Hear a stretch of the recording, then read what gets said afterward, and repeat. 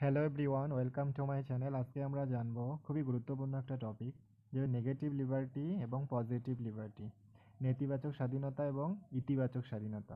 তো প্রথমত এই যে ধারণাটি দিয়েছেন ইশায়া বার্লিন, ওনার যে বইয়ের নাম হচ্ছে টু কনসেপ্ট অফ লিবার্টি। বইটি পাবলিশ হয়েছে 1958 সালে, 1958।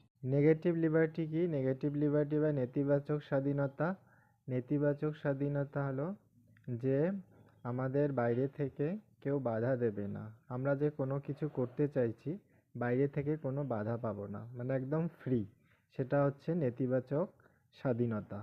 আর পজিটিভ লিবার্টি বা ইতিবাচক স্বাধীনতা কি?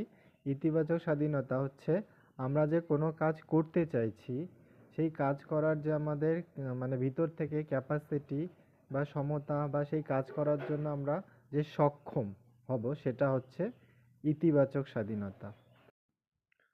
আমরা যদি জীবনে উন্নত করতে চাই, তাহলে আমাদের নেগেটিভ এবং পজিটিভ এই দুটো স্বাধীনতাই যদি আমাদের জীবনে অ্যাপ্লাই করি, তাহলেই আমরা উন্নত করতে পারবো।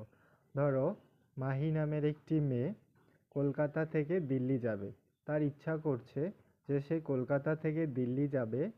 এটা হচ্ছে তার নেগেটিভ লিবার্টি বা নেতিবাচক স্বাধীনতা। এখানে কেউ বাধা দিচ্ছে না তাকে।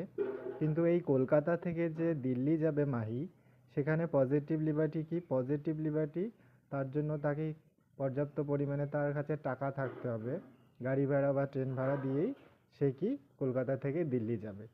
তার মানে এই পজিটিভ এবং নেগেটিভ লিবার্টি নিয়েই আমরা আমাদের জীবনে এগোতে পারি এবং উন্নত করতে পারি। ধন্যবাদ।